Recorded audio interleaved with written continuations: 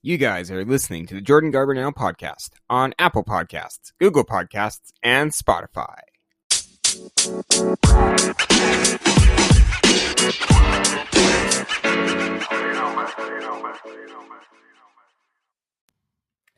Ladies and gentlemen, welcome to the Jordan Garber Now podcast. You can listen to us on Apple Podcasts, Google Podcasts, and Spotify. And today is a big reflection on the history of Jordan Garber Now, even under different names. I had the honor and privilege to interview some great stars throughout my interviewing career. And today we have Kid Cash from 2013 with co-host Siki Assad and some callers. And of course, we have Sam Udell, who is in WWE NXT as Travis Tyler, as 2014's best interview, one of my favorites. And of course, our main event interview again is Frankie Kazarian from 2015, marking this in part one of the best of Jordan Garber Now, and all of the action is up next here on Apple Podcasts.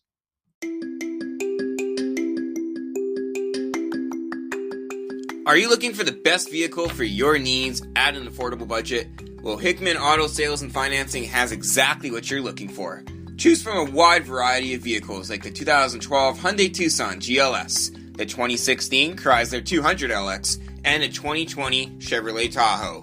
All trades are accepted and paid off, and child tax, pension, disability, EI, social assistance, or self-employed are all approved. Low payments of $0 down. For more information, call 204-898-3511 or visit HickmanAutoFinancing.com. Tell them Jordan Garber Now sent you.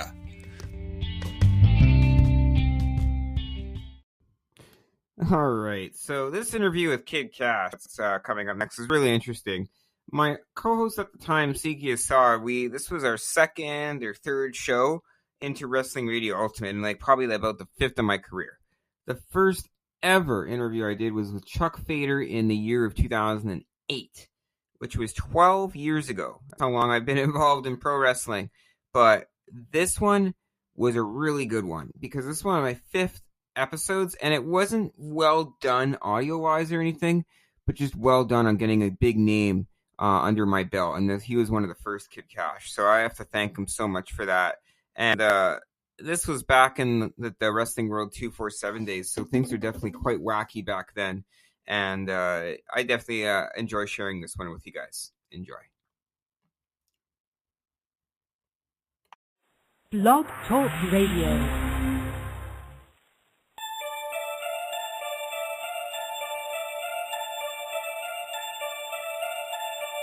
Yeah. 2 racks in my jeans, 2 sacks for the head, caught a shit brain freeze. 2 raps to the head, turn it up to the red, if not then turn it dead. A mouth on my turnip head, money like Herman Flake, I don't fuck with the piggy though. I'm in love with Molly, well connected from Houston out to Raleigh. I can do a show where even you couldn't probably. I'm sure like Polly, pass the ball, it's volley. Your girls all are home alone like Macaulay. Welcome to Wrestling Radio Ultimate. I am your host, Jordan Garber, alongside my co-host Siki Assad, and we have a very special guest today. Who is our special guest today? It is Kid Cash. And Kid Cash, are you on the line right now? Yeah, can you hear me? Yep, I can hear you. Yes, we can. Awesome. Then I'm here. Awesome. So, how are you doing, Kid Cash? What's new with you? I'm doing well. Just getting some stuff going on. Got a school over in England I'm about to launch, and a couple of tryouts, and had my business here in Nashville, and just another day. Well, yeah, I'm really... Go first, Siki. All right. Okay. I'm really excited about this whole interview, Kid Cash, because, I've casually, kind of interacted with you, back in the days, when I was in Princeton, West Virginia, I know of a certain bartender you used to, chill with. And then, Patty Lackey. Oh, yeah, okay, good, yeah. Yeah, and then I was also the guy, me and the little white dude was at the TNA show also. We were handling you and Gunner at the Salem Civic Center in Salem, Virginia, remember? Yeah, okay. Yeah. Well, So- I'll be damned. Yeah. I only did it 'cause I like you, though. I'm a fan. Well, good. So, How my was it question, in West Virginia? yeah. So I got a Cash question. is a very sorry, guys. If the fans don't know, Kid Cash is a very accomplished wrestler. He's made it to the top. He's wrestled around the world. He was in TNA. He is in WWE. So we just want to let you all know that we're really excited to have Kid Cash here on the show. And before we'll let Siki finish, and we'll start getting ready with questions and callers. Actually, that was a good add-on to what I was saying, because Kid Cash has wrestled everywhere. And of all the promotions you wrestled in, what's your favorite? I'm just wondering. Well, my favorite of all time is going to have to be ECW. You know, when I was there, it was just a different type of a dressing room. It was a different type of a feel, you know, different type of a vibe. You know, that's probably my favorite dressing room. The most, you know, cherished probably is, you know, when you work your ass off trying to make it in this business, you know, you of course want to make it to the WWE dressing room, of course. So, you know, that was my goal in the end, and not TNA, but ECW started it off for me. Everybody there was just so awesome, you know, everybody got along, and we all worked hard, and we all tried to, you know, make that one company something, you know, really big together, you know. We got a caller from here. We got a caller. You're probably on from Skype. You're on the air. Do you have a question for Kid Cash? Hello? Hello? Hello? Hello? You all right, This Kid guy again. Cash? You got a question? Yeah, what do you think about Daniel Bryan? Can you give me Daniel Bryan? You like him or what? We're gonna go. What? You know what? You can call back a bit later. Wait a minute, what? We're gonna call back a bit later because we're not here to talk about Daniel Bryan right now. Daniel Bryan's obviously an accomplished wrestler, but our main guest here is Kid Cash, and I don't really want to follow up in the current storylines at WWE. When I want to ask one of the wrestlers I was a fan of for a long time, I want to get the interview, you know, most of it done before we can ask questions like that. So, Kid Cash, what inspired you to become a pro wrestler? Really, I don't know. I just kind of fell into it. You know, I've always done, you know, mixed martial arts and boxing since I was, like, really young. Started all of that at about the age of 7. And then, you know, just kind of, when I was a teenager, you know, I would watch wrestling on TV and stuff, and I played other sports and stuff like that. But just happened to meet a couple of guys in the gym one day, and, you know, I went to a show and then wound up meeting, you know, the Road Warriors and Tim Horner and the Rock and Roll Express. And just from, you know, meeting those guys and, you know, listening to them, and we actually went out on the road with them, and we just kind of fell into it. It wasn't anything that I was planning on doing. It just kind of happened, you know. You know, that's really cool. So, do you remember the first match you've ever had as a wrestler after you finished training and everything? Well, you know, I never really trained, honestly. I just kind of, like, got in the car and went with everybody and watched matches and, you know, watched the mix and watched the merchandise and watched their matches. And, you know, that's how Ricky and Robert kind of trained me whenever we were, you know, on the road.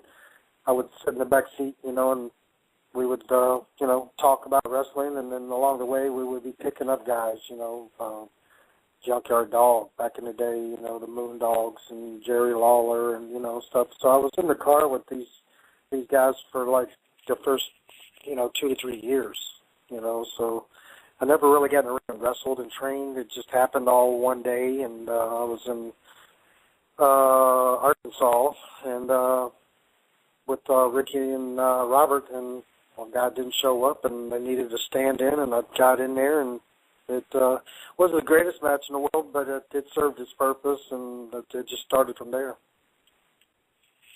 So, Siki, your turn. You to ask Kid Cash a few questions. Yeah. Huh? The question I was wondering is, What? Because I know you've held a few titles. I know you were the WWE Cruiserweight Champion and at one time the ECW Television Champion. Which title, because I'm sure you probably held some more throughout the Indies and everywhere you wrestled, what title was your favorite as far as, like, meaning the most just altogether? What was your favorite title, I guess I'm asking? You know, WWE, like I said before, WWE is the pinnacle of wrestling, you know. So if you win a title in there, you've kind of like summarized your whole career, you know. But like I said before, you know, ECW meant a lot to me.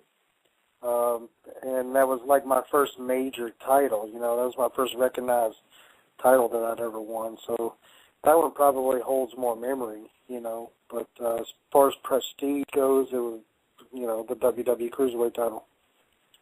All right. And you won that at Armageddon 2005, right? What's that? You won that at Armageddon 2005, correct? Yes.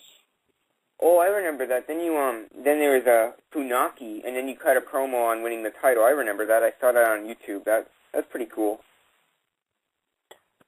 Yeah. Well, I beat Juventud Guerrero, and then Funaki and I did a short little angle. I dropped him on his head on the stage. Oh, I didn't see that. So I was guessing you were a heel for the most time, not just in WWE, but in your career. No, actually, I was a babyface from the beginning of my career up until I went back to ECW in like '98.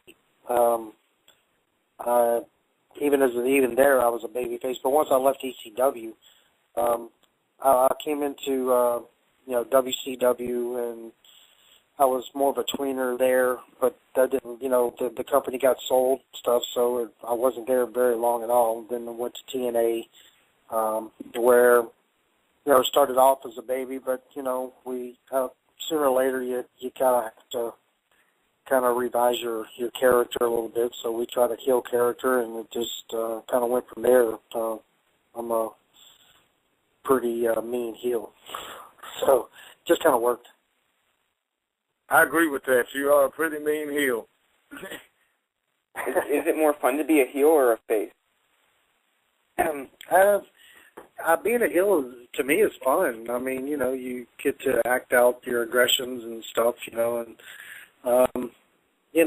to me, it's a good way to test your level with the crowd. You can go out there and be a babyface and smile and do drop kicks and little cute moves and get, collapse and stuff like that. But to be a true heel, you're not out there to get cheers. Your cheers are the boos. So it's a little challenging, sometimes if you're not a good one, to get out there and try to actually get the boos, because the crowd is so smart today that, if they see something, they don't like it, then they'll just, they'll start chanting it's lame or whatever, so you really have to work extra hard to get under their skin, and not worried about being cheered at all. If you've ever seen my heel, and when I go out there, I'm not there to get cheered. I'm there to piss off every person that's in that building. So, generally, I do that. Yeah, you do a pretty good job. Well, I'm sure I've had people on their ride home talking about me, on their way home after watching, paying a ticket and watching the show. That's what you have to do. You want to make the crowd remember you, so you have to stand out in the greatest possible way that you can. And, in my case, as a babyface, my standing out was the extreme high flying that I used to do, the top rope hurricane, driving out of the ring, and, third, fourth row, and stuff, planches, and coming off of balconies into tables, and, just stuff like that. But then when you turn heel, it's a completely different story. You can't go out there and do all that high-flying stuff because you'll get cheered whenever you're supposed to be getting booed. So I go and just do whatever I can. I mean, if I see a woman in the wheelchair sitting front row, then there's my target, and I go right for it, because it's, if I see a kid standing there with a sign of his favorite wrestler, it doesn't matter if he's, 5 or 10, 12, or 13, I'm going to rip it out of his hand or rip it up in front of him, because that's what a heel does. It's all about, like a writer told me, it's all about fan reaction in this business. It's all about getting a pop from the crowd, good or bad. That's what someone said in an interview that I did on my wrestling site. Yeah, I mean, the majority of the time, it's, you know, I mean, you don't see it on TV, but you see it mostly on the indies, where the crowd is cheering the heels when they're firing up. I mean, it's just not there. You're not supposed. That's just not the way it's supposed to be. You know, and a lot of these guys sit back and wonder why they've been working, 5, 10 years, and they, haven't made any tryouts, or if the tryouts that they've had, they just didn't get called back. You're not out there to shine. You're out there to make each other look like $1 million, and that's just the bottom line. All right, well, I have one thing I got to say. You said you try to be memorable. One memorable thing that you used to do was when you came out with the Kid Rock gear and you had the hat and you came out with a bar and all that. I remember that. I thought that was one of the coolest things ever. Yeah, well, honestly, I didn't even know who the hell Kid Rock was at that time. He had just started coming out. Yeah, I had no clue. Jason Knight is the one who clued me in on it. And I was David Jericho for my first 10 years. I've only been Kid Cash the last 10. The last 11. Yeah, so it's whenever I was told I was going to be Kid Cash, I didn't know the story behind it till later, and it was Joey Styles, Tommy Dreamer. I think they were doing some production and editing in Paul's house on the show, and at my match with Easy Money, I did that Super Hurricane off the top rope, to him. And, at the end I kind of stood up on the ropes and did like a little shot to the, hard camera, and I had the long hair and, and stuff.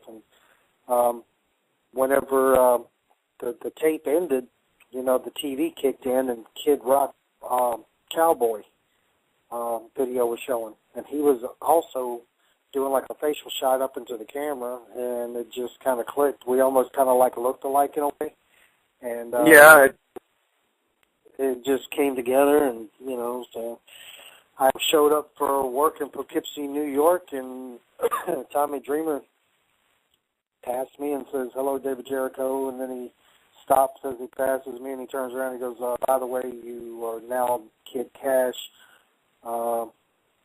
Started dressing and looking like Kid Cash would, and that was pretty much it, So Jason Knight and a couple of the other wrestlers, Nova and everybody, kind of like, man, you need to, jump on this and do some Kid Rock stuff. And I had absolutely no clue who Kid Rock was.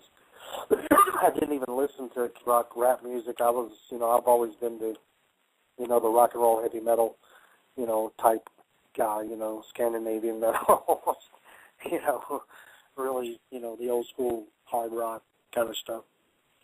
So yeah, that's how that all came about. Tommy Dreamer and Joey Styles said, play Kid Rock. They gave me the name, and then the guys in the dressing room kind of all teamed up together, and, Rob Van Dam bought me one of my first shirts, and brought it back from L.A. and was like, here, this will get you started. And then, I think Roadkill, him and Nova got together and started coming up with the idea with the hat and everything like that. So I actually borrowed a couple, Roadkill's hat for the first couple of months before I wound up getting my own. Me and Chili Willie used to trade hats a lot too, so. Oh, okay. Well, I learned that. That's the first time I had ever heard anything about that. I figured you was just like a fan of him, and that's how that started, actually. No, like I said, once we did it, it all kind of started working together. Anytime we were in, like, the Michigan area, Ypsilanti and Detroit, Lansing or anything like that, Battle Creek, Joe C., who was with Kid Rock at the time, he was, at first, was good friends with Van Dam and Just Incredible. So we all just kind of started, me and Van Dam have always been, like, really tight. So when he would come around, he would hang out with us and stuff. And, a couple of times we just got to talking, and he dug the gimmick. He thought it was just, like, really, really cool, So there was a few times on some house shows that he actually walked up to the ring, you know, singing, I'm Joe C., 3 foot tall with a 10-foot dick, kind of to, you know, pretty much introducing me to the crowds, house shows. We didn't do anything on TV, you know, but we did, like 2 or 3 of the little small live events. You talked about WWE being the big time, like the ultimate wrestling promotion you can go to. When you got the call to WWE and you were about to make your debut, how nervous were you? I really wasn't, honestly. I mean, after a period of time in this business, you're either a professional or you're not, you know, and, you know, everyone strives to go to the top of their career. WWE is the top of any wrestling career. I mean, it doesn't matter who you are, even if you're wrestling for the big organizations in Japan. You know, you ultimately want that spot in the WWE. There is no other higher company. I mean, I think you can agree with that. That once you get there, I mean, what else are you going to do? If you leave the company, you can't go any higher in your career. You've already reached the top of it, you know. And I was fortunate enough to, you know, to even stand out. You know, I did the cruiserweight, you know, title hold, and then was a tag team. Was pretty popular there while I was out there, the Pitbulls, you know. So, I mean, I had a great time there, and I mean, like I said, once you reach the WWE, there's no place but going back, kind of back down, you know, once you leave there. So, so when you left the WWE and you returned to TNA, what year was that again, Siki? Do you remember what year he returned back to TNA? I think it was with the new stage setup. Anyways, what was it like, the new environment and everything in TNA? I think it was 2010 or 11 that I went back to TNA. What was your question? What was the environment like? Like, how is the new TNA different from the old TNA?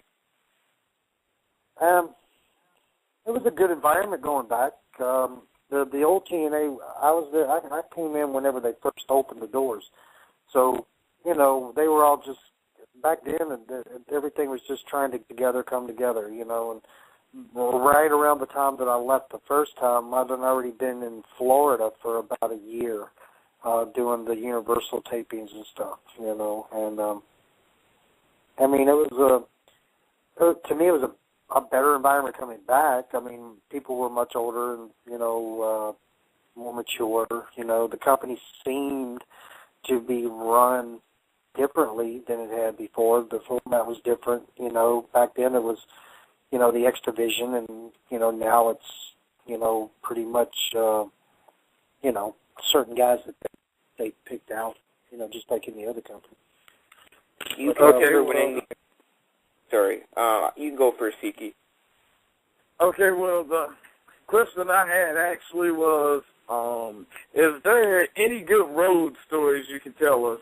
Because I have to ask every wrestler that, because a lot of you have interesting road stories. I've got a ton of road stories, but I'm actually going to be getting a book together. So we are saving all the road stories, the true road stories, the ones that, you know, not these other books that have been written and tell only half of the story and half of how wrestling really is and stuff like that. You know, I'm pretty much at the point now in my career where, you know, wrestling, it's changed so much, you know, from the time that I was in it, you know, that once I wind up leaving, that's going to be it for me. So I'm going to really people over the you pretty much never see them again anyway. I mean, you know, everybody's asked me for years, you know, what's it really like? Because I think some of the stuff that they put out, some of the books that they put out, people read them and they're interesting, but it doesn't tell a full story. And I was, you know, I've been on for 21 years, you know, so a lot of those stories I was actually, you know, around and can tell you the real deal behind a lot of them. So I'm just saving all my stories for the book. Okay, well, can I ask you one question and you can... we got a call. We'll get to the caller first. I think it's this guy that comes on each week and talks about the current WWE angles. And, you know, I guess part of our show, it's about the fans. So You're on the air. Shoot, what's up? How you guys doing? This is a really great interview. I really appreciate this. This is a great, I've been a fan, and I'd like to ask, you talk about angles. How about that, Dawn Marie? She's hot. Hey, Jay. Ooh, baby. Dawn Marie, I don't know who that guy is. He always talks about Dawn Marie. What did you think about Dawn Marie, the wrestler? Kid, Cash. As a wrestler? Yeah. I didn't think she was a great wrestler at all. I mean, I think she was a fantastic manager. She was really good at her job, but wrestling I didn't think was really her forte. That's what I want to try to do. I'm trying to, in a few years I might want to go to a wrestling school, train properly, and try to be a manager. But in the meantime, what I do is I just keep doing these interviews on my site, and, hopefully I get something good out of it. The problem I run is XOW site now, so what's up? Yeah, well, the problem is with today's wrestling, if you notice that there really isn't any more managers. If there are just one or two, so, referees and stuff, if you're not able to get in the ring and actually wrestle, then, shoot for like a referee spot or something, At least you can get out there and actually make a spot. If you a referee, you could go up. Like what some wrestlers tell me, you go up from a referee, then they give you a chance. And that's indie stuff, though. You don't do that in WWE. No, a lot of guys have started that way. Started off as referees and wound up being one of the talents. So maybe you just start working out and work on it. You never know what can happen in this business. Hey, you got that right. You got that right. So, just to the fans listening, this will be on Wrestling World at 247.com after the interview, so you guys can listen to it. It's Tiki, do you have a few more questions for Kid Cash? Yeah, actually, Cash, and you don't have to answer this if you don't want to, and if you want to, you can answer it exactly how you want to. Is there one person that you just can't stand, that rubs you the wrong way, you just would rather not deal with the person in any type of way, shape, or form? Well, there's a list of those. I don't know anyone particular. In this business, this is the thing about that. In the wrestling business, you just have to understand. You're around so many different people from so many different places, I mean, I grew up and was raised one particular way, and compared to somebody that was, raised another way, So not everybody, is going to get along. But, there's been a couple people. I mean, like when I first met, what's his name? Austin Aries. When I first met him, we did a tour in Australia, and I actually liked the kid. I thought he was okay. He was, he acted like he had some sense. And then this past time I went to the TNA while I was there for a little bit, I just noticed that he just completely wasn't the same person that he was before, and that, honestly, it wouldn't hurt my feelings to just punch him right square in the face, on a number of occasions, but I tried to be professional as I could, and withhold from doing something like that.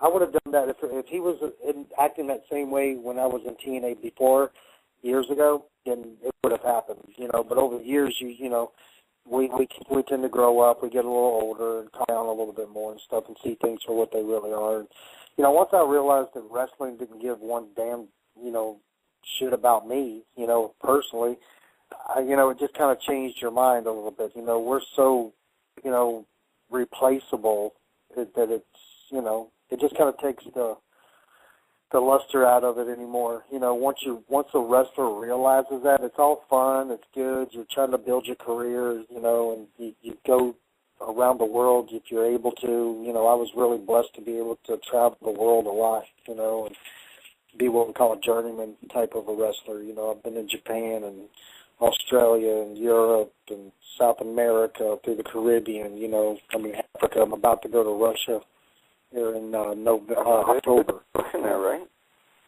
Yeah, there's just the wrestling has just changed way so much, you know.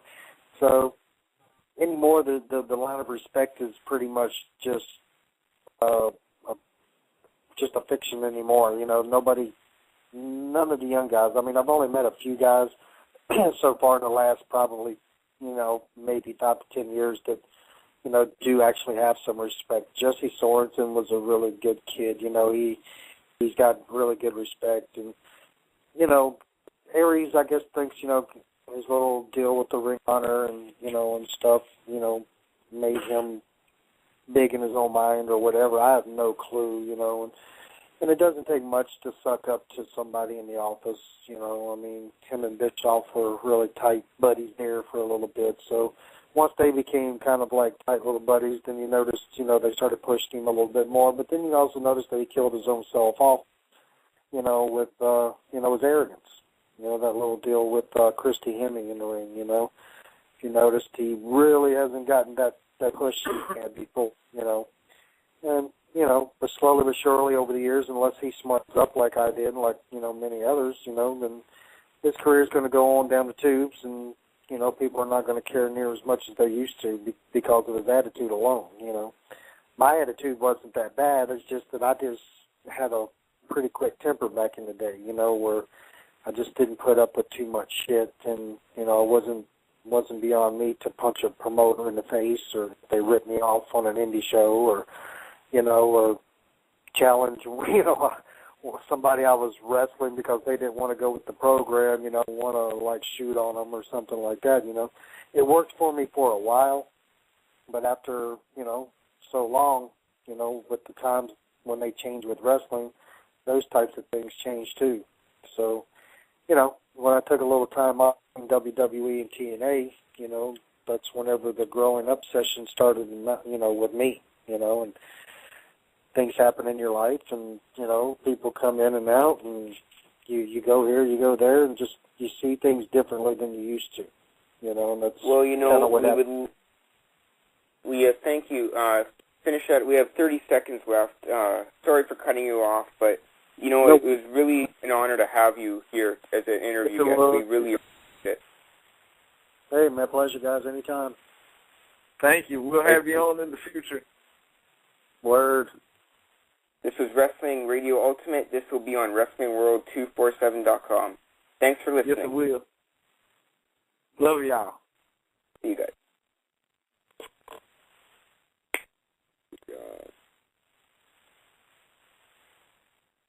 Yeah. Okay. Was that okay, guys? Yeah, I think we're still. No, we're off the air now. Thank you, Kid Cash. All right, buddy. Thank you, guys. Yeah, thank you very much, Kid Cash, man. Next time I hear about you at an event, I'm gonna have to come out and see you. Yeah, man. If you see Patty or Jack or any of those people up there, you tell them I say hello, man. All right, I most definitely will. And, I'm going to send you a friend's request. I hope you have me again. All right, man. Throw it out there. All right. Thanks, guys. Peace. All right, bro. Bye. Peace. This next interview is really exciting because this was 2014. And this was right when Sam Udell, known as Travis Tyler, got released from the WWE. This was also the same year that was one of my most successful. I was working with Bruce Hart, and I was going to put an interview with that up there, but I feel that I'm going to do that for part 2, and I can't post anything from Heartbeat Radio since it's not my company, but I had an amazing run with Bruce Hart at the time, and this is one of the projects in 2014 that Jordan Garber, now formerly known as Jordan Garber's World at the time on angrymarks.com, could do. And I'm really happy with this interview and what me and Sam accomplished following his WWE release. Check this one out. Release, I should say. Release. You're listening to the Angry Marks Podcast Network.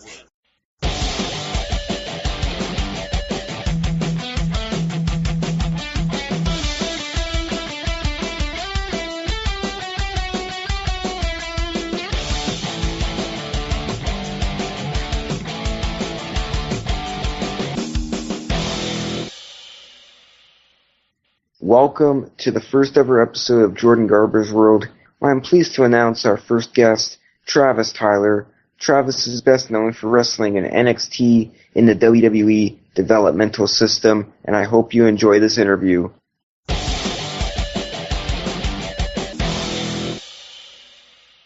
I am here with former WWE developmental star Travis Tyler. How you doing, man? Hey, I'm doing good, but I'm not Travis Tyler anymore. Sam Udell now. Sam Udell, Travis Tyler. Pretty much, he still wrestles on the Colorado Independents, but he is best known for having a stint for NXT, and which is kind of cool because he was released only 3 months ago. Since that release, what have you been up to lately? Well, I had to get a real job, but I've also been wrestling on the indies in Colorado, been trying to get some bookings outside of Colorado, helping train at a wrestling school, and just having a lot of fun with wrestling. For sure. And pretty much, like, you started, how did you pretty much get your start? Like, I remember a year ago, I made a rant on Facebook. The WWE developmental stars who just got signed right into the WWE without paying dues in the indies. I didn't know as much as I do. I don't know a lot now. I could have a say, but not as much as wrestlers, of course. Did you start out in the indies before you made it to the WWE, or did you just get signed by the WWE and get trained by Bill? I had a really weird story. I was a huge wrestling fan when I was a kid, and I was a wrestling fan growing up. That's actually how I got into amateur wrestling. Was I showed up to a wrestling camp at the Air Force Academy. My mom signed me up for it, and I thought it was going to be pro wrestling. I was like 10 years old, and I got there, and it was on mats, and it pissed me off, but I was good at it, and so I kept doing it all through high school. I got a scholarship to go to college, and I went to college up in western Nebraska, and there's no indie wrestling up there, and so it was just there was never an opportunity to train for wrestling, and so it was just I was going to just get a normal job, try and become a police officer or something after college. And after the NCAA tournament my senior year in wrestling, in amateur wrestling, I got a Facebook message from Gerald Briscoe. I remember Gerald Briscoe, watching him as a kid from being one of Vince McMahon's stooges with Pat Patterson, and he offered me a tryout in Tampa. This is when it was FCW. And that would have been May of 2011. And so they flew me down to Tampa with 3 other amateur wrestlers, and the tryout kind of went like you were in FCW for a week, and they put us through stuff, they tried to teach us moves. I think we learned like a back bump, a flip bump, a front bump, learned how to run the ropes, learned like how to do a body slam, how to take a body slam, and we cut a promo on promo day. And I cut this promo about how I'm Mr. Turn It Up, and I always turn it up. And I thought it was really good at the time, and everybody told me, like, oh, yeah, it was really good. And it made me think I was going to get signed. And looking back now, it was probably terrible. But so they told me, yeah, we'll talk to you in a month. But they said you did a really good job. And I said, oh, okay, cool. And I was really excited about it. And once it became a possibility for me, I knew, like, oh, wow, being a wrestler is a possibility. I quit going. I was undefeated in amateur MMA at the time, and I quit going to MMA training, and I was like really focused on wanting to be a wrestler. And then Briscoe called me a month later and said, yeah, it's not going to happen because my body looked terrible, and I came in out of shape. But he told me that there's a school in Denver, which was 300 miles south of where I was. So I moved to Denver to find out that the wrestling school had closed. And then my mom actually lived an hour south of Denver, so then I moved 60 miles south of there. And there's a guy I'd worked security with one summer when I was home from college named Brandon Bishop.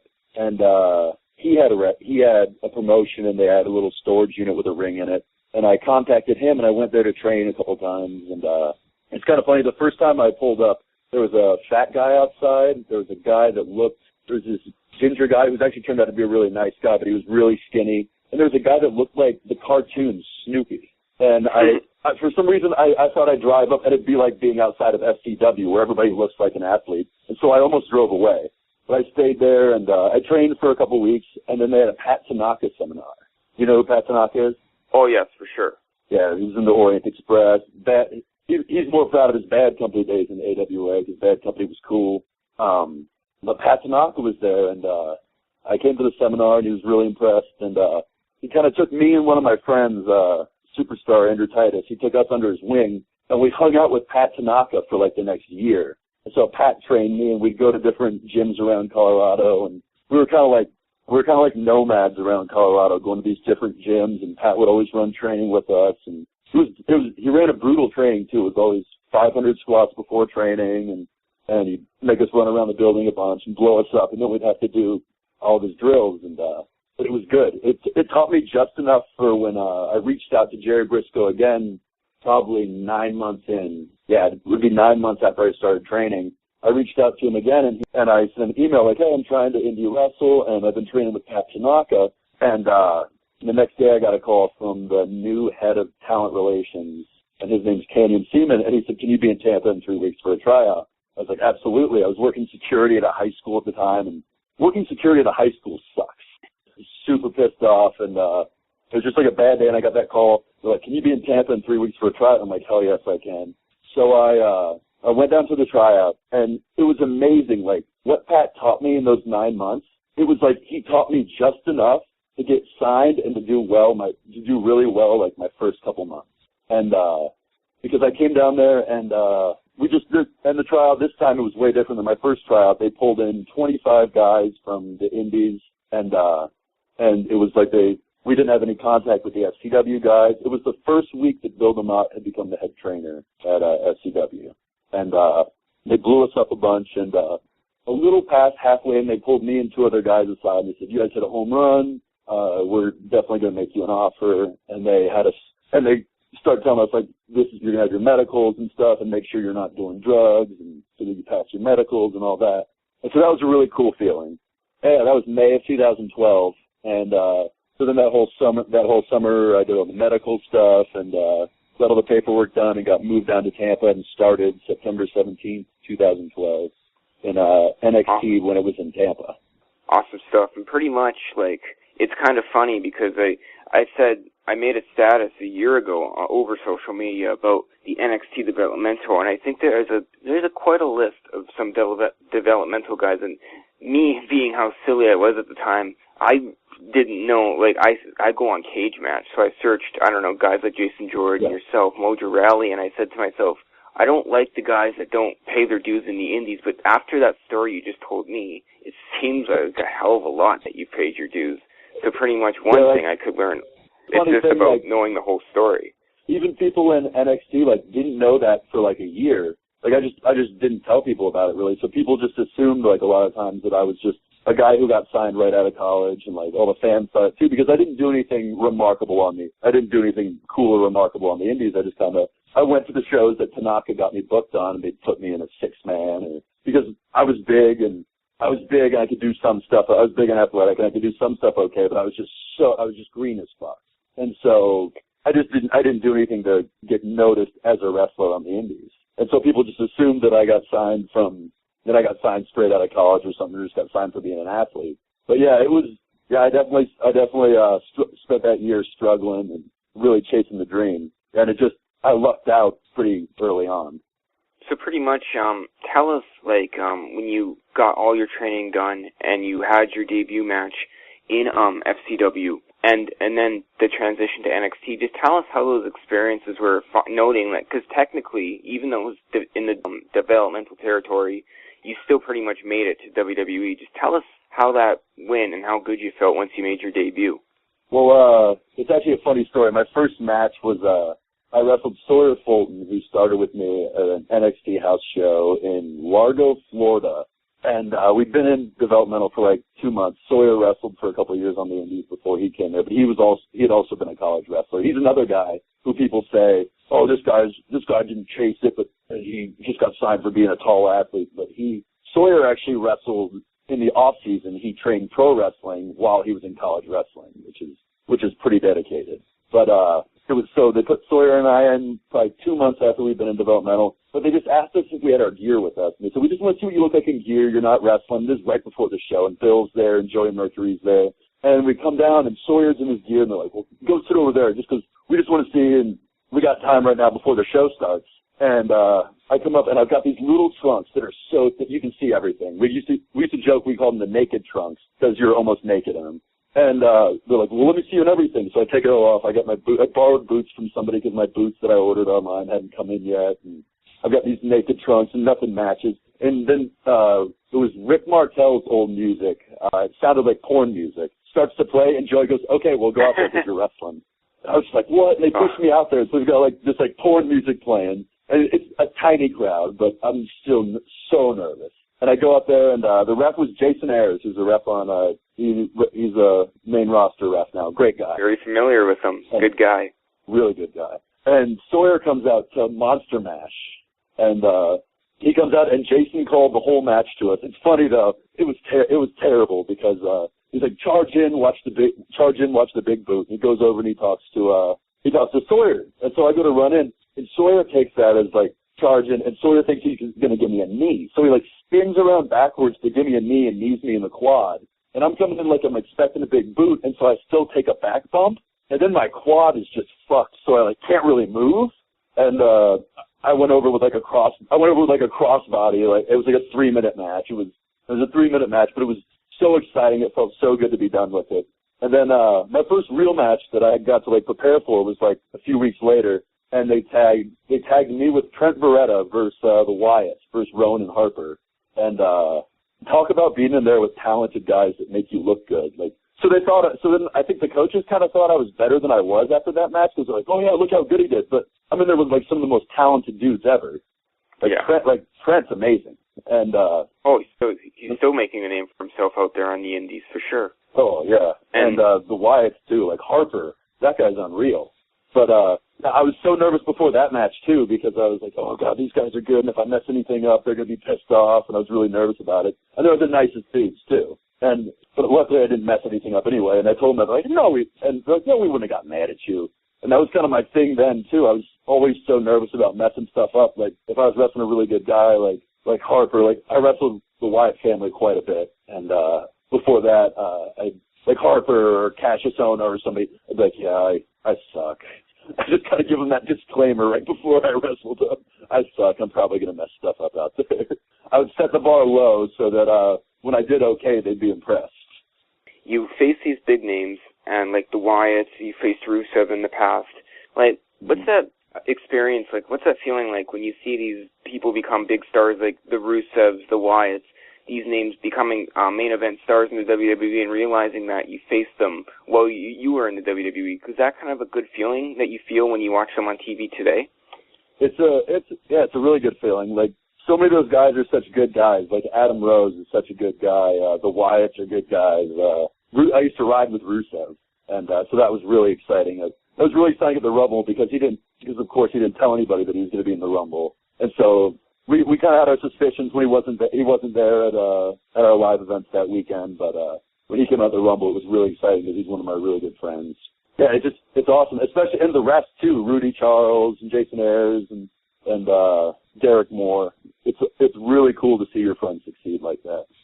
So what pretty much happens, like, once you got released from WWE, is communication cut with these, like the Rusevs and the Wyatts? Do you still talk to them, or is that pretty much done now?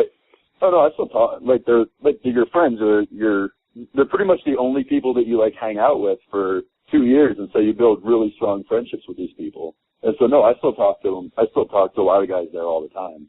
Yeah, Bull Dempsey was one of my best friends in NXT, and me and him probably talk every other day. Do you know who Bull Dempsey is? Do you watch NXT? I do, yes. Regularly enough to know that? Okay. Yeah, the Wrecking Ball game, it was awesome. That was really cool. I remember watching his stuff, for sure. Yeah, he's one of those guys. Bull, he doesn't like to be. I don't know. He doesn't like people to get like a lot of attention and stuff like in public. And his first match with Mojo, where he kind of beat Mojo up at the start of the match. Everybody in the back, it was really good, and everybody in the back started chanting Bull, Bull, Bull, and it carried over. It kind of became a thing at NXT. Like, we would start Bull chants. And so what I would do to Bull is, and it would embarrass him a lot, I would start Bull chants wherever we went, but then when it would get quiet, I would be like, hey, Bull started that chant for himself. And of course, everybody knew that it was me just saying that to be a jackass. Except Bull would get really worried that people were going to think that about him, and he'd squeeze my arm. Like, don't do that, don't do that. And so that was my fun thing to do. I do that at the grocery store to Bull Dempsey. I'd start chanting Bull, Bull, Bull, just to make him sweat a little. It was great. Yeah, it's always good to have those. I kind of personally myself, I wish I was one of those more quieter guys, and which leads me to my next question. A very, very valuable thing in wrestling is to listen more than talk. in your wrestling career, what is one of the most valuable pieces of advice that you have ever received? Ooh, some of the most valuable advice I've received. I've received a lot of good advice. One coach, he told us to make the most of the opportunity we have and don't leave yourself with any regrets. Like, if you get fired tomorrow, be at the point where, like, you're okay with it. You're like, well, I gave it my all. It didn't work out. Where you're not like, oh, if I had just done this, or I had just done this, or I just tried to pitch this character. And he told us that, and he told me that probably halfway through when I was in developmental, and it kind of changed the way that I went about things. And the day that I got released, I thought I'd be a lot sadder than I was. And I think that's a big part of it. I was like, well, I gave it everything I had, and hopefully I'll be back. But I really wasn't that sad and I think that advice really helped me. Pretty much that was going to my next question is pretty much how did it all go down? There's been stories before about wrestlers I interviewed, and they told me their release stories, but specifically for you, pretty much tell us how it went out and what happened and how you felt at that time. Well, I always wore a pink fanny pack around. That's a little sidebar. I always wear a pink fanny pack around because I'm always wearing gym shorts at the Performance Center, so that I have my keys in my wallet and stuff. I'd always have my pink fanny pack on. And it was the day after a taping, and so everybody's tired because the taping is all day and it lasts until like 1 a.m. Then we had practice at I think 9 a.m. and I was in Billy Gunn's class, and we weren't supposed to have practice, and they changed it, and they said like everybody has practice because Billy Gunn's class and maybe Terry Taylor's class or something didn't have practice that day, and they changed it and said everybody has practice. And I think it's because people were getting fired. And so my class had to practice because I was getting fired just to get me there. So I feel kind of bad about that. But the next day we had practice and we had to go to a show. So I'm already tired. It's going to be a grueling day. And I'm walking in with one of the guys, and when they had fired people a few months before, they had the secretary, and she was waiting in the door that the wrestlers come in, and she told the guys who were getting fired, come to the office. And her name's Rachel. And I was like, what if Rachel's standing there right now? And I come in, and it's the head of it's the general manager of the Performance Center, and he's standing there, and I'm like, oh my God. And so we're kind of walking past him, and I'm walking with a couple of guys. CJ Parker was one of the guys, because I'm walking, and he stops me and goes, hey, hold on, I want to talk to you for a second. And he keeps talking to whoever he's talking to, but I'm standing there, and CJ just looks at me, and his eyes get all big, and he's like, oh no. And then, like, they droop, because he was one of my good friends in developmental, too. And they droop, because we all know what it means. Yeah. And he's like, yeah, before practice, can you bring your stuff down to the lobby? I was like, oh, great. So I walked in, and there's 3 other guys and 1 other girl there, and they're all pissed off. Except one of the guys he's not sure that he's getting fired. Like, everybody else knows we're getting fired. And you kind of look at the people in the room, and you're like, yeah, I can see everybody here getting fired. Except for Sean Ricker. Sean Ricker, I didn't think would be. He's a really talented guy. I didn't think he'd be getting fired. But you kind of look around and you realize. And one of the guys in there was like, I hope they're not firing us.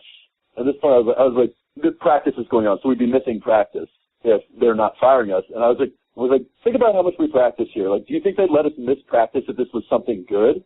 And he got quiet again. And then at this point, like, I made peace with that I was getting fired, and was still waiting. And so I joked to the people. I was trying to kind of break the tension. I was like, well, maybe you guys are all, like, really good at making a statue, and they're going to have you go in and, like, make a statue, and then it's a statue of me, and they're going to present it to me as, like, an appreciation trophy. And a couple of people You're appreciate trying to, like, calm them down, kind of. Yeah, I'm just trying to make light of the situation, and like, I made peace with it pretty quick. And they pulled a couple of guys in first, and, like, I was the last guy or the second to last guy to go, and so I'm just waiting. And the general manager pulls me in, and I'm still wearing my fanny pack. And he's like, you probably know what this is about. I'm like, yeah, you're firing me. He's like, yeah, and I'm like, was there anything special I did? He's like, well, today the company's fired like 7% or 10% or something all across the board, and it's just kind of the way it falls today. And I was like, yeah, like, I understand. And he told me about, like, severance pay and all that. And then it was kind of, like, awkward. And I was like, I bet you've never fired anybody in a pink fanny pack before. And I kind of, like, shook the fanny pack. And he laughed at that and told me to stay in touch and all that. And they told me that you didn't burn any bridges and like, and nobody had anything bad to say about you. But I think somebody probably did if I was getting fired. But oh well. Yeah, it was like, and then I thought I would be. I think I was so tired. It was like the morning. I thought I was so tired. I thought I'd be more sad. And I was just really excited to go home and go to bed. Yeah, to shake it all off pretty much.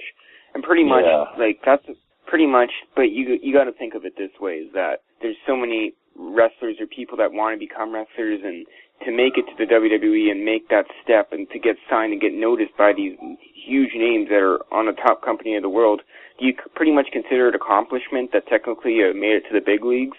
No, like, I don't consider that the big leagues. Like, if I it was pretty much like Triple A.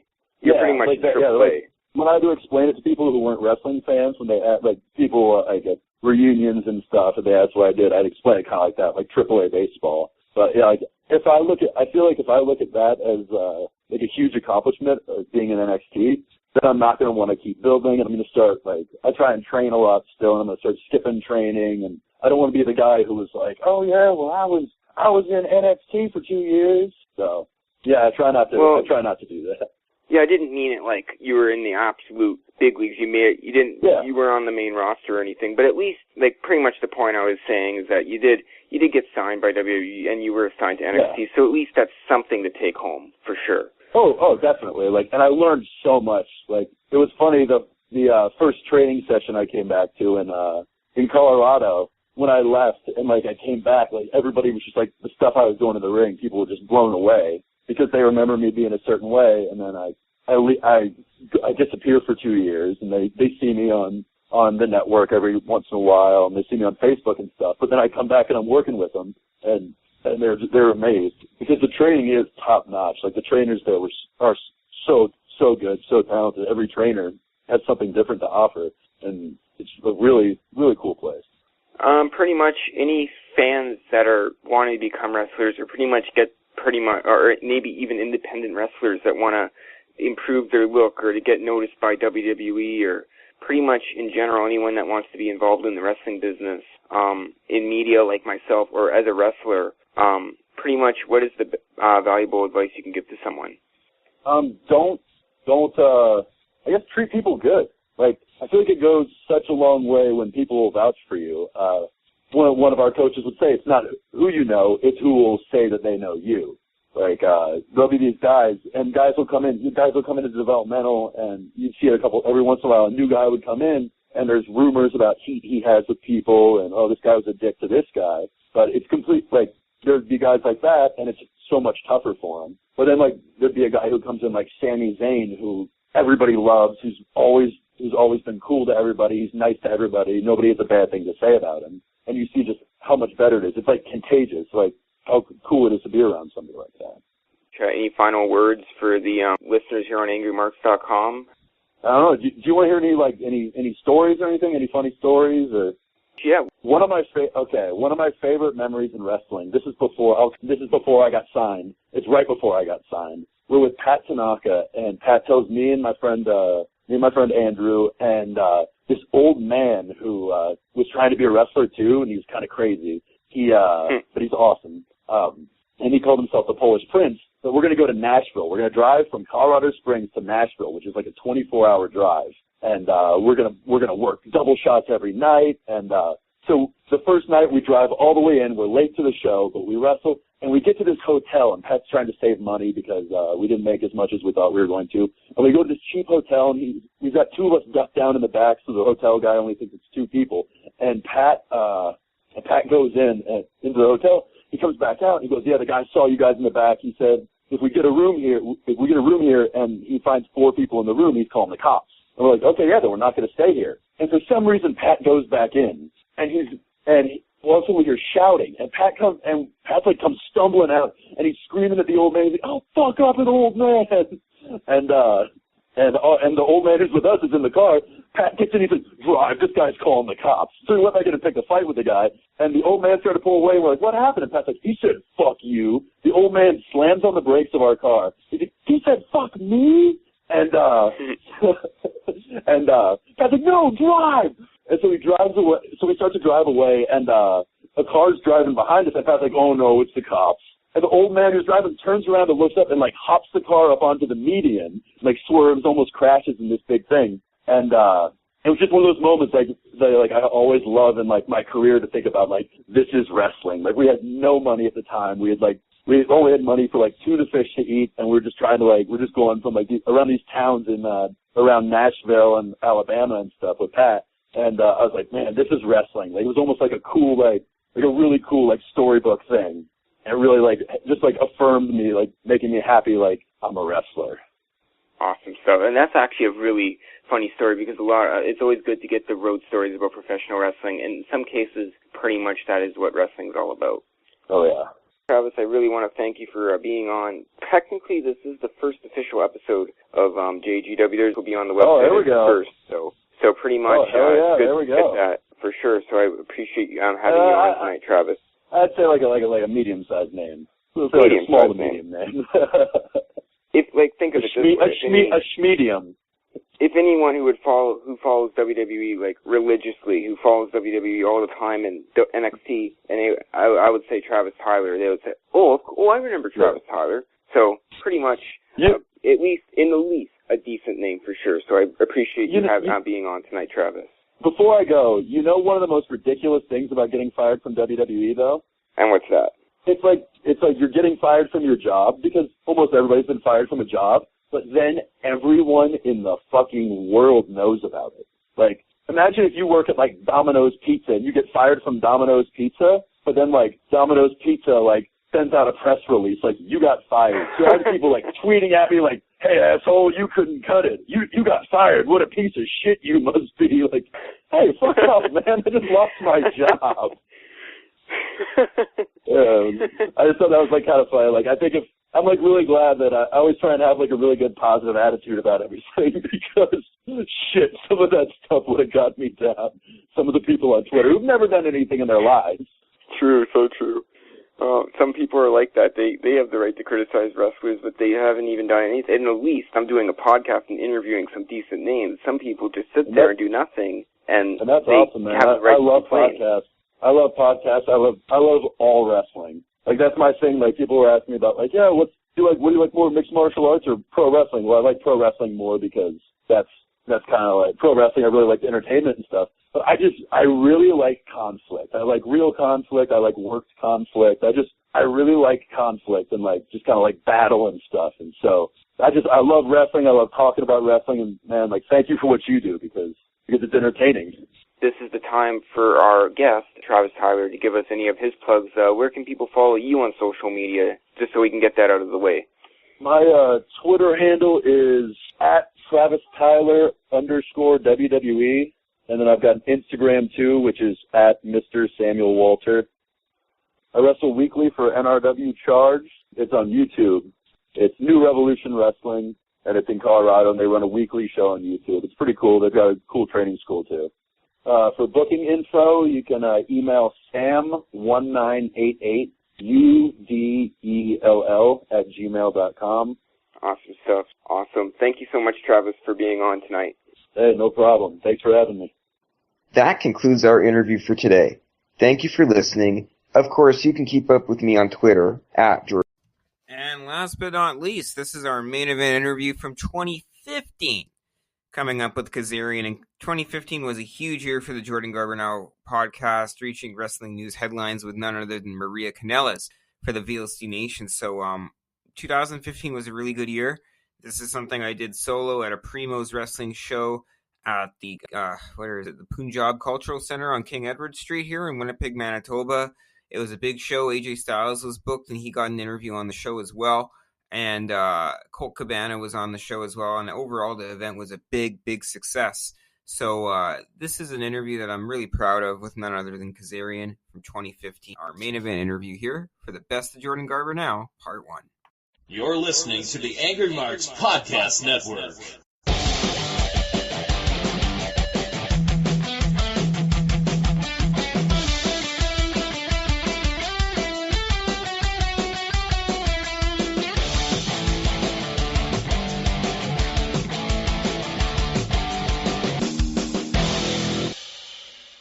Welcome to Jordan Garber's World here on AngryMarks.com. You are about to listen to an interview I did with former TNA X Division champion Kazarian. Kazarian wrestled for Primo's Wrestling here on January 31st, 2015 in Winnipeg, Manitoba.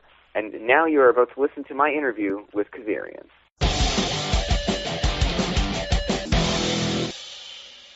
I am here with none other than Kazarian. How are you doing tonight? Good. Why are you, Mark, so angry? It's a good time to be a Mark. You don't have to be angry.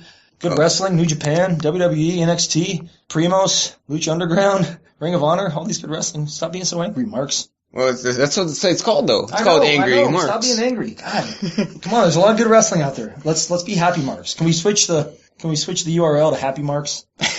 I will actually send that to my producer. We may change it to happymarks.com. Being angry. So tell us about starting out in the business. How did it all come about? I think like everybody else, I was obviously a diehard fan. Wrestling caught my interest when I was about 7 years old after seeing Rocky III and seeing Hulk Hogan, and then immediately after that going and renting the videotape of WrestleMania 1. How archaic is that videotape? And then seeing that, and first match was Tito Santana, and I was just hooked, just enamored, and from then on, my life revolved around wrestling. Toys, action figures, video games, tapes, watched it. I primarily, in California, got WWF, so that's what I grew up watching. Reading all the magazines and reading about NWA and AWA and Crockett stuff in Mid-South. So obviously I knew who everybody was, but the only guys I saw on TV was WWF guys, and just made a decision as a kid, like, this is what I want to do. I want to be a wrestler. When we're kids, we dream big. I just really never grew out of it, man. Like, after high school, all my buddies and friends were going to college and joining the military, and back in my mind, I really want to be a wrestler. I'm really small at the time, but, I got a job, saved up some money, tried to put on a little bit of size, got myself in shape. Back then, internet was still fairly new, so I just researched schools and sent away for books and talked to people and met legends such as Bret Hart and different people, and decided Killer Kowalski School was the place for me to go. And what's some of the most valuable things that you learned from that school, since he's such a great legend in this business? Well, first of all, I wouldn't be talking to you right now if it wasn't for him. I owe my whole career to him. The reason I went to that school, which was in Massachusetts, and I lived in California at the time, because I wanted to be trained by the best, and I wanted to be trained by a legend. And Killer Kowalski's name is, I don't want to say it's a household name, but it's synonymous with pro wrestling. So getting there, and, I was fortunate enough to get a lot of the in-ring training. Killer Walter is his real name, was up in his 70s at that time. But he was still getting in the ring. He was very, very generous to me. Realized I traveled 3,000 miles to be there. And really kind of took me in. I remember he gave me a ride back to my motel after my first week, and he pulled me aside and he said, you take really good bumps. You have something. And that meant the world to me, scared 19-year-old kid. But and then from then on, we had four practices a week, and I didn't really have any friends up there. And so I would ride to and from class with Walter. He'd come pick me up, and we'd get to class a couple hours early. So, I got the benefit of getting in the ring with him, just him one-on-one, which was invaluable, twice on weekends. But what I learned up there, most importantly, is fundamentals, which I think is lacking in today's younger generation. There's still some guys teaching really good fundamentals, guys like Lance Storm and the Dudleys, and just repetition, and just learning the fundamentals and how to work before learning how to do flashy moves and all that. Just learning the fundamentals of the business is invaluable. Tell us about coming to TNA. How did you get the call, and how did you become such a big name there? Before becoming a big name there, how did it all begin for you? Well, I was on an overseas tour in Europe. I was working for 01 in Japan at the time, and I did a tour with them, and right after that, I had a 2 or 3 week tour of Europe, and it was put on by this promotion called WWA, ran by Andrew McManus, and Scott D'Amore was like one of the agents there, and he was working for TNA at the time, and Jeremy Barash and Jeff Jarrett came in, and Disco Inferno, and all those guys were TNA, and this is when TNA was in its beginning stages. So we did the tour, and they all kind of said, "Oh, how long have you been working?" and had that talk, and I'd known Scott D'Amore a little bit before that, and the first time that those guys saw me work. So after that tour ended, about a month later, I got a call asking if I wanted to come in from Scott D'Amore, asking if I wanted to come to TNA for a tryout. Oddly enough, I had a tryout with Ring of Honor and WWE the weekend, and then Wednesday I had a TNA tryout. So, and then I did my match at TNA as a 6-man tag. Got home, got travel for the next week, came back, and got travel for the next week, came back, and was like, I guess I got hired. And then a few weeks later, I got a contract, and that's how it started, man. And I think, a handful of us that were there in the beginning, like the Amazing Reds and Low Keys and Jerry Lynch, Christopher Daniels, AJ Styles, Chris Sabin, guys like that. I think we really put in the work to build, what is today the X Division. And I think at that time it was something really new, really cool that fans really got behind. That basically defined what TNA was. So I think out of all those group of guys, really created an identity for themselves as TNA X Division guys, and that really helped TNA get to another level, I think. You brought up having a WWE tryout and the TNA tryouts close to the same time. Obviously, people dream as a kid of getting that WWE tryout. Yep. How did you feel when you got that call? Well, I mean, I'd had tryouts before that. I had, my first time I went up there, I think, was 99 or 2000. I used to just go up and do dark matches anytime they were in Los Angeles or Anaheim or even up to like San Jose. I was working for a promotion called UPW, which was basically a developmental system at the time for WWF. And I had a good rapport with all the guys up there. It was a lot different back then. The guys kind of knew me by name, and, I'd done a bunch of dark matches and Velocity and Heat and Chuck on Saturday night. And me and Nova were teaming at the time, and we had a good thing going. I honestly thought, they brought us up a couple times to do matches, and I thought, hey, maybe they might do something with us. And, and I always just got the feedback I got was always, you're doing great. Please keep doing what you're doing. Okay. So, having a WWF tryout wasn't much at the time because it was just like, well, I've had, they've known who I am for a couple of years. So it was, I became real comfortable up there, believe it or not. And so it was just like another tryout. It was just another, well, let's see what happens. TNA had released this video game, if you want to go kind of a bit back. They had this whole suicide character, and they told you to play that suicide character. When they told you to do that, what did you think about that? Well, the video game was terrible, first of all. I can agree. But it was just, at first I was really, really upset. I remember I got the call, and Vince Russo was going, bro, now I know you were heavily involved with the video game. And I'm going, no, Vince, I wasn't, as a matter of fact. He goes, oh, like he had no clue. He's like, we got this character. His name is Suicide. And he starts pitching it to me. And I was furious at the time. And I remember after the, I can do a good Vince Russo. And I remember going up at a pay-per-view and asking Jeff and asking Dixie and asking Vince and going like, what, why me? And I like, they were explaining this is what we want a video game come to life. And I'm like, that's not me. If you want that style, I can name you 1,000 guys. And I pitched Pac at the time, who's now Neville. I pitched Sanjay. I pitched T.J. Perkins. And they're like, no, we need someone we could trust, which I thought was BS. But, I was really upset. But after a while, I was just like, all right, you know what? I'm going to take this as a challenge, and I'm going to embrace it. And I did, and I thought I did a good job with it. Thoughts on Bad Influence? How did that all come about with you and Christopher Daniels? Towards the end of 2011, Fortune had basically broken up. They had positioned Bobby Roode to be the top heel in the company, spot he had earned because he's great. And they were doing something with him and James. Chris and AJ had just kind of finished a little bit of a feud, and Chris wasn't doing anything. I wasn't doing anything. And so we pitched that we become a tag team because we'd been best friends for years before that, known each other for a long time, and we knew it would work. And so, they kind of let us, they were like, okay, maybe, we'll see. And they kind of positioned it to where it happened, and it was instant chemistry like we knew it would be, and I think it blew up bigger than they ever thought it would, and, we became one of the best tag teams in the history of the company. So you look at your career now, are you enjoying it nowadays? Absolutely, man. This is honestly to God since last June, this is the first time I've been truly independent, God, for, it was 11 years. I'd been under a contract in one way, shape, or form since 2003. So it feels good to be independent. I really like that. I really like not necessarily having to answer to anybody. And, our schedule is still really full, and we're still doing a lot of overseas dates and, Ring of Honor, which is having the time of my life there because they got such an incredible roster and they treat us so good. And, coming back up here to Canada and just, having the freedom to do that and getting to wrestle guys that I, had only seen and heard about and not had the chance to get in there and mix it up with has just been awesome. I've had arguably some of my better matches, certainly some of our best tag matches in the last 8 months or so since we left TNA. So is there anything else you want to say, or? Hey man, just, wrestling's in my blood. It's who I am. It's what I do. I love doing it. I love coming up here and working with guys I've never worked with, wrestling guys I haven't wrestled. Talking to younger guys, it's, I'm very humbled and honored when guys come up and ask me for advice, and I'm happy to give it. It's paying it forward because somebody gave it to me. Getting to work with my best friend Christopher Daniels and AJ Styles, who are my two best friends in the world, and getting to, still travel with them a lot. And I'm having the time of my life, man. So just thank you for your support, and thanks for supporting indie wrestling and Ring of Honor and all the stuff that we do. Thank you so much. Yep. That concludes our interview for today. Thank you for listening. Of course, you can keep up with me on Twitter at Jordan J. Garber. You've been listening to Jordan Garber's World on the Angry Marks Podcast Network. Are you guys always worried about what could possibly go wrong?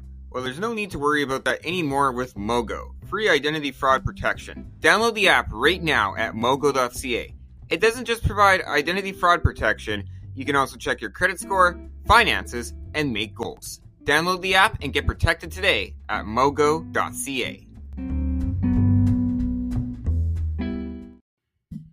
Alright guys, thanks for listening to part 1 of the Best of Jordan Garber Now. We're going to have part 2 for you guys here on Christmas. Sorry for the late upload, but I hope you guys enjoyed the show, and we'll be back again next week with a news update and another great podcast with part 2 of the Best of Jordan Garber Now.